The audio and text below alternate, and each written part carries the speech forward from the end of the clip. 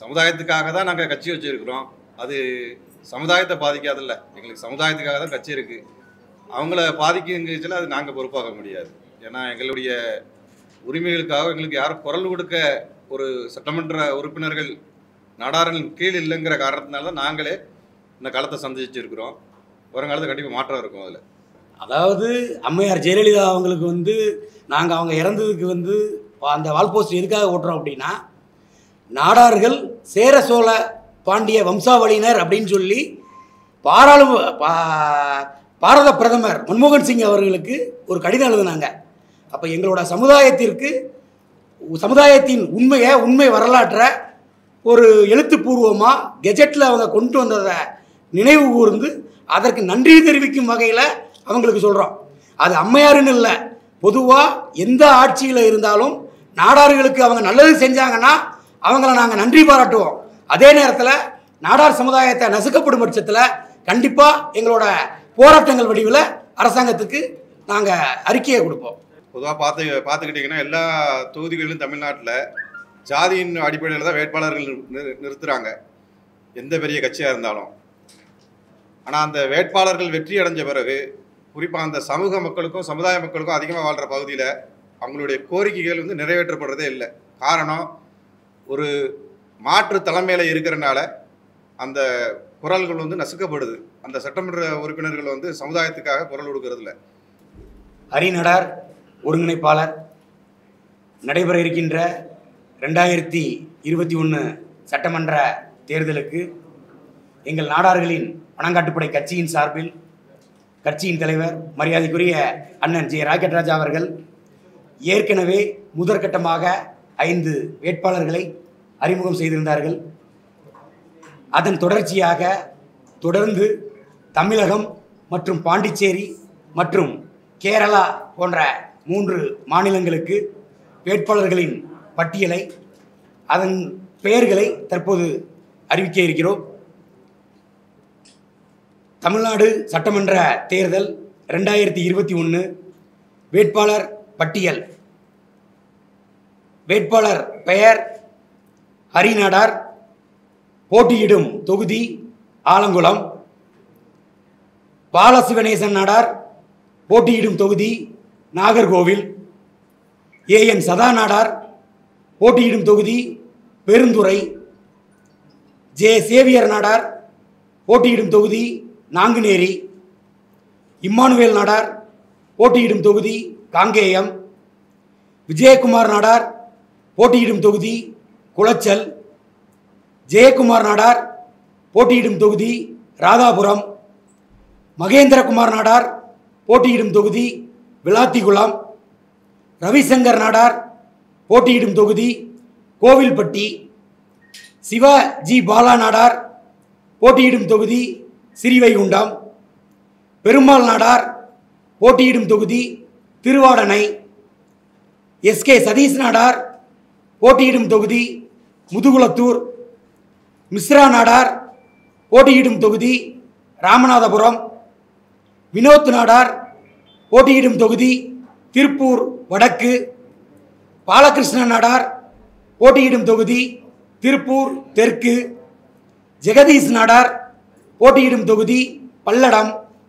Anthony frame Nadar, போட்டியிடும் தொகுதி திருத்தணி. நவீன் என்ற அப்புக்குட்டி நாடார், போட்டியிடும் தொகுதி மொடக்குறிச்சி. தனபால் நாடார், போட்டியிடும் தொகுதி கோபிச்செட்டிப்பாளையம். சிதம்பரம் நாடார், அரவக்குறிச்சி. சரவணன் நாடார், போட்டியிடும் தொகுதி ஓமலூர். பாக்கியலட்சுமி நாடார், போட்டியிடும் தொகுதி சங்ககிரி.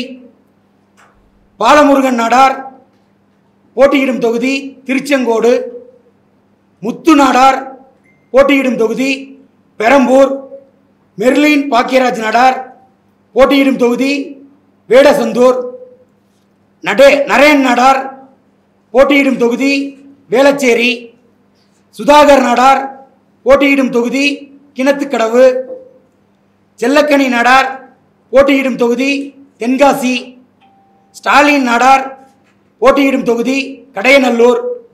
ஜான் பெனடிக்ஸ் நாடார், போட்டியிடும் தொகுதி கிள்ளியூர். குளோரி செல்வி, போட்டியிடும் தொகுதி பத்மநாபபுரம். விஜயகுமார் நாடார் போட்டியிடும் தொகுதி விளவங்கோடு. ராஜபாண்டி நாடார் போட்டியிடும் தொகுதி சூலூர். விஜு ஆல்பின் நாடார் போட்டியிடும் தொகுதி சிங்காநல்லூர். ஆனந்த் நாடார் போட்டியிடும் தொகுதி பர்கூர். பாலசிங் நாடார் போட்டியிடும் தொகுதி கோவை வடக்கு. கணேசன் நாடார் போட்டியிடும் தொகுதி திருநெல்வேலி. சந்திரன் நாடார் போட்டியிடும் தொகுதி திருவொற்றியூர். காண்டீபன் நாடார் போட்டியிடும் தொகுதி ஆர்கே நகர். தாமரைக்கண்ணன் நாடார் போட்டியிடும் தொகுதி திருச்சுழி. டி சுந்தர் சிங் நாடார் போட்டியிடும் தொகுதி விருகம்பாக்கம். கர்க்வேல் எஸ் ஆறுமுகம் நாடார் போட்டியிடும் தொகுதி திருச்செந்தூர். என் முருகன் நாடார் போட்டியிடும் தொகுதி பாளையங்கோட்டை. ஆரோக்கிய பிரபு நாடார் போட்டியிடும் தொகுதி அம்பாசமுத்திரம். ஆகிய 44 வேட்பாளர்கள் தமிழகத்திலும், பாண்டிச்சேரி சட்டமன்ற தேர்தலில் 5 வேட்பாளர்கள்.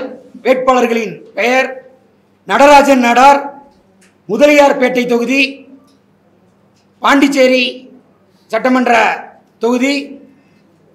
ரமேஷ் நாடார் ராஜ்பவன். அசோக்குமார் நாடார் காலாப்பேட் தொகுதி. பாண்டியன் நாடார் இலாஸ்பேட் தொகுதி. கார்த்திக் நாடார் அரியாங்குப்பம் தொகுதி. கேரளா சட்டமன்ற தொகுதி வேட்பாளர்கள் 2 பேர்: சைன்ராஜ் நாடார் நேமம் சட்டமன்ற தொகுதி. ஸ்ரீ கலா நாடார் காட்டகடா சட்டமன்ற தொகுதி. மொத்தம் தமிழகத்தில் 44 வேட்பாளர்களும், பாண்டிச்சேரி மாநிலத்தில் 5 வேட்பாளர்களும், கேரள மாநிலத்தில் 2 வேட்பாளர்களையும், மொத்தம் 51 வேட்பாளர்களை அண்ணன் ஜே ராக்கெட் ராஜா அவர்களின் முன்பாக அறிமுகப்படுத்தி இருக்கிறோம்.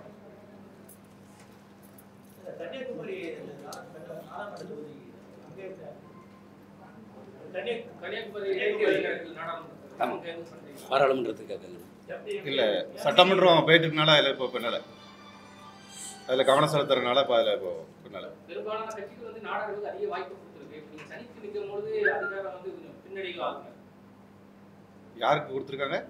எல்லா கட்சிகளுமே நாடாளு சமுதாயத்துக்கு அதிகமான வாய்ப்பாளர்கள் நிப்பாட்டிருக்காங்க. இப்போ நீங்கள் தனித்து நிற்கும் பொழுது அந்த அதிகாரம் வந்து பின்னடைவு ஆகுங்க. பின்னடைவு யாருக்கு? எங்களுக்கா? மற்ற உங்கள் சமுதாயத்தை செல்லும் போகிறது பின்னடைவு ஆகும். இல்லை, அதை தான் நாங்கள் சமுதாயத்துக்காக தான் நாங்கள் கட்சி வச்சுருக்கிறோம். அது சமுதாயத்தை பாதிக்காதில்ல. எங்களுக்கு சமுதாயத்துக்காக தான் கட்சி இருக்குது. அவங்கள பாதிக்குங்கச்சுல அது நாங்கள் பொறுப்பாக முடியாது. ஏன்னா எங்களுடைய உரிமைகளுக்காக எங்களுக்கு யாரும் குரல் கொடுக்க ஒரு சட்டமன்ற உறுப்பினர்கள் நாடாரின் கீழ் இல்லைங்கிற காரணத்தினால தான் நாங்களே இந்த காலத்தை சந்திச்சிருக்கிறோம். வருங்காலத்தில் கண்டிப்பாக மாற்றம் இருக்கும். அதில் சின்னம் தனிப்பட்ட சின்னமாக ஒதுக்கலை, எல்லாம் சின்னம் கொண்டு சேர்த்துருவோம், எல்லாம் சேர்ந்துருவோம், எல்லாம் அறிவிக்கிறேன். தயாராகி 2 நாளில் கிடச்சிடும். அது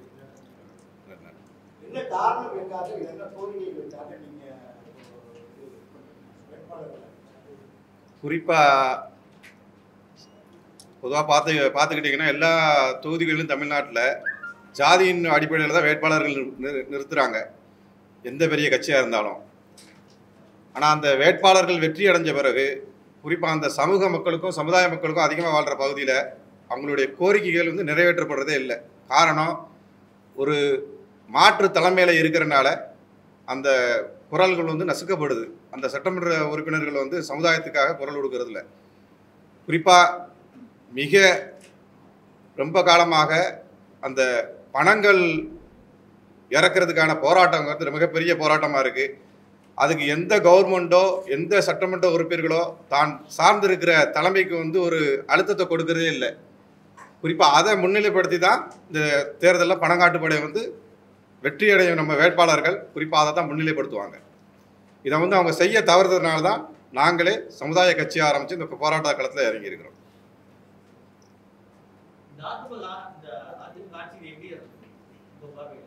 எப்படிங்க? இல்லை, அதெல்லாம் கடந்து வந்துட்டோங்க. இனிமேல் வரப்போகிற காலங்கள் தான் சமுதாயத்துக்காக ஒரு கட்சி இருக்குது. இந்த சமுதாயத்தினுடைய வெளிப்பாடுகள் இந்த தேர்தலில் தெரியும், அவ்வளோதான். சார், நீங்க வருடந்தோறும் முன்னாள் முதலமைச்சர் ஜெயலலிதாவுக்கு பாராட்டி ஒரு போஸ்ட் போட்டிருக்கீங்க. உங்களுடைய நிலைப்பாடு இப்போ அதிமுக ஆதரவாக இல்லை, அதாவது அம்மையார் ஜெயலலிதா அவங்களுக்கு வந்து நாங்கள் அவங்க இறந்ததுக்கு வந்து அந்த வால் போஸ்ட் எதுக்காக ஓட்டுறோம் அப்படின்னா, நாடார்கள் சேர சோழ பாண்டிய வம்சாவளியினர் அப்படின்னு சொல்லி பாரத பிரதமர் மன்மோகன் சிங் அவர்களுக்கு ஒரு கடிதம் எழுதினாங்க. அப்போ எங்களோட சமுதாயத்தின் உண்மை வரலாற்றை ஒரு எழுத்துப்பூர்வமாக கெஜெட்டில் அவங்க கொண்டு வந்ததை நினைவு கூர்ந்து அதற்கு நன்றி தெரிவிக்கும் வகையில் அவங்களுக்கு சொல்கிறோம். அது அம்மையாருன்னு இல்லை, பொதுவாக எந்த ஆட்சியில் இருந்தாலும் நாடார்களுக்கு அவங்க நல்லது செஞ்சாங்கன்னா அவங்கள நாங்கள் நன்றி பாராட்டுவோம். அதே நேரத்தில் நாடார் சமுதாயத்தை நசுக்கப்படும் பட்சத்தில் கண்டிப்பாக எங்களோட போராட்டங்கள் வடிவில் அரசாங்கத்துக்கு நாங்கள் அறிக்கையை கொடுப்போம்.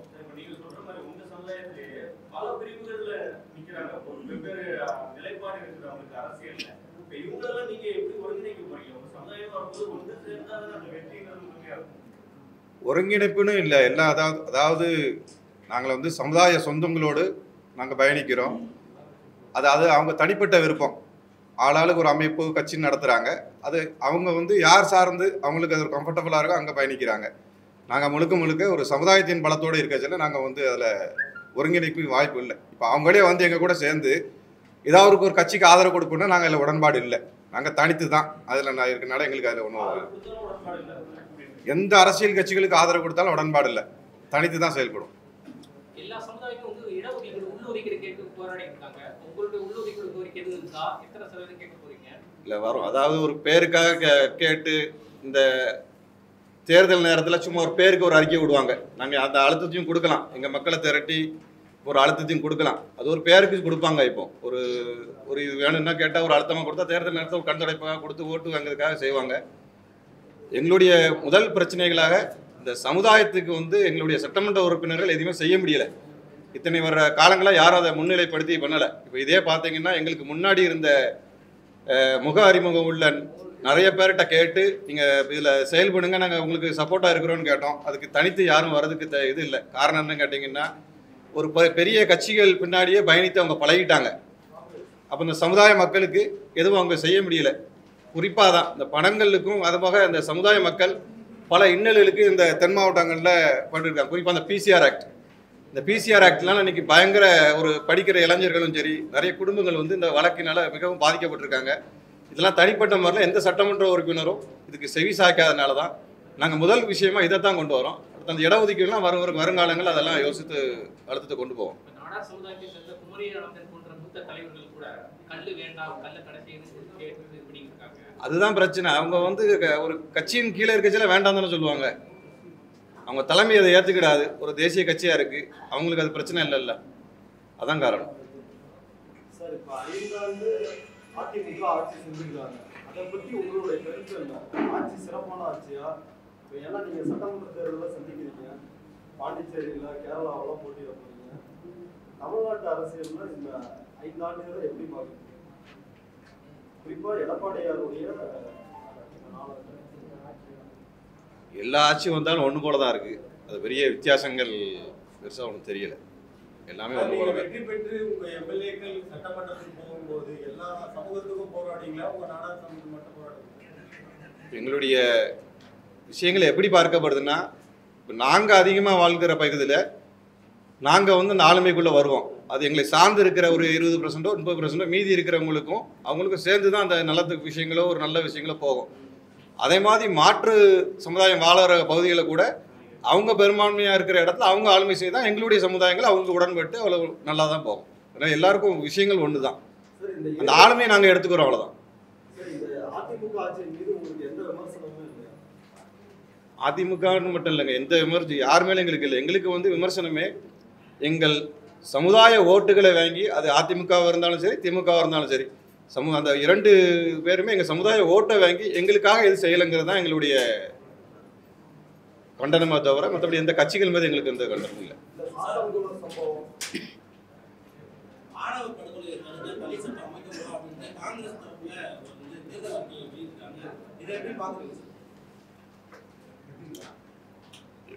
ஆணவ படுகொலை பற்றி கேட்காங்க. இந்த ஆணவ படுகொலையை தடுக்க தனி சட்டம் அமைக்கப்பட வேண்டும் அப்படின்ட்டு தேர்தல் அறிக்கையில கொடுத்திருக்காங்க காங்கிரஸ் கட்சி. இதை எப்படி பாக்குறீங்க? ஆணவ படுகொலைக்கு தனி சட்டம் அமைக்கணும் அப்படின்றது யார் தடை செய்யணும்னா ஆணவ கொலையை தடை செய்யணும்னா அது வெட்டி கொண்டுறாங்க சார் ஆதிக்க ஜாதியினர். அதை வந்து தடை செய்யணும்னு சொல்றாங்க. அப்படி யாராவது செஞ்சா அவங்க பிடிச்சி உள்ள போடணும். இல்லைங்க, அதாவது ஆதிக்க அப்படி வெளியில வந்து அந்த பார்வையை வந்து அப்படி வருது ஒழிஞ்சு அது உண்மையில அது வந்து அங்கே ஆணவ கொலையெல்லாம் கிடையாது. அதாவது இப்போ நம்ம இருக்கிறோம், நம்ம வீட்டில் ஒரு சகோதரியோ யாரையோ வலுக்கட்டாயமாக கொண்டு போய் வேணும்னே காதலித்து கொண்டு போய் கல்யாணம் முடிச்சு அந்த பெண்ணுக்கு ஒரு வாழ்க்கை இல்லைங்கச்சில் ஒரு குடும்ப எமோஷனில் வர்ற விஷயங்கள் தான் சொல்லி அங்கே ஆவண கொலையோ எதுவுமே கிடையாது. அது வந்து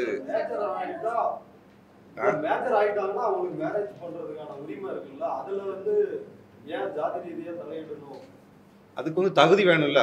ஒரு பொண்ணை கல்யாணம் கட்டுறதுக்கு இருந்துச்சுன்னா அந்த தகுதி வேணும்ல. அப்போ அரேஞ்ச் மேரேஜில் அதானே பார்க்குறோம். பையனுக்கு என்ன வசதி இருக்குது, என்ன வேலை வாய்ப்பு இருக்குன்னு பார்க்குறான். அதே மாதிரி தகுதி இருக்கச்சில யாருமே அது பெருசாக பார்க்கறது இல்லை. அந்த மாற்று விஷயங்களே அங்கே தான் வருது. கல்யாணம் பண்ணிக்க போற பொண்ணு தானே வந்து இந்த தகுதியை வந்து முடிவு பண்ணணும். நீங்க முடிவு பண்ண முடியாது சார். இல்லைங்க, அது எந்த விமர்சனம் வந்தாலும் ஜாதி விட்டு ஜாதி திருமணத்தை ஏற்றுக்கொள்ள முடியாது.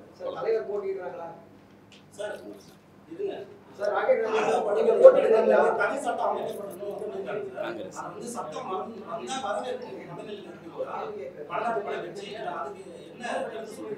அதை கொண்டு வரட்டுங்க பார்ப்போம். எல்லாமே சொல்ல தானே செய்கிறாங்க. கொண்டு வரட்டும், அதுக்கு அப்புறம் என்னன்னு பார்த்துக்கணும். அவ்வளோதாங்க.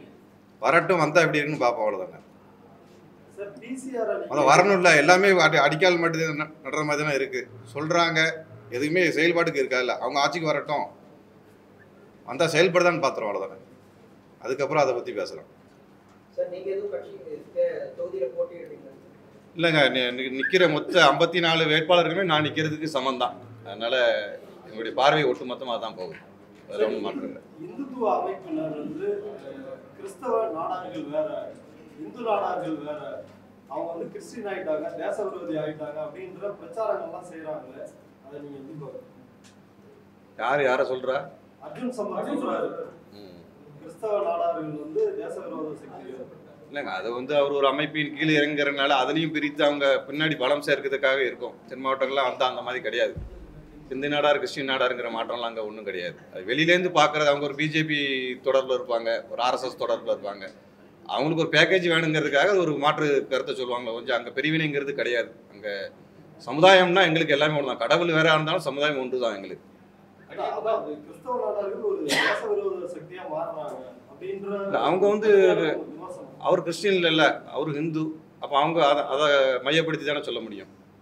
அது அவங்களுடைய அரசியலுக்காக அந்த வார்த்தைகளை பயன்படுத்துறாங்க. நாங்கள் முழுக்க முழுக்க சட்டமன்றத்தை நோக்கி போயிட்டு இருக்கிறோம். அதனால அதில் கொஞ்சம் கவனம் செலுத்தலை. அதில் யாருக்குமே ஆதரவு இல்லை. அது யாருக்குமே.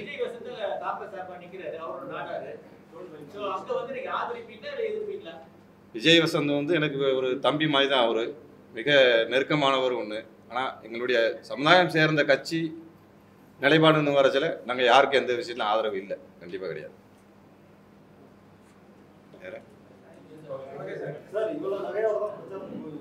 இப்படித்தானே போய்கிட்டு இருக்கேன். நேற்று மனு தாக்கலை இப்படி தானே போய் பண்ணியிருக்கிறேன். இந்தியாவில் முதல்லாம் ஒரு 4.25 கிலோ தங்க நகையோட வேட்புமனு தாக்கல் செஞ்ச ஒரு வேட்பாளர் அப்படின்னா ஆலங்குளம் தொகுதியோட வேட்பாளர் ஹரிநாடார் தான். ஓகே வேணா.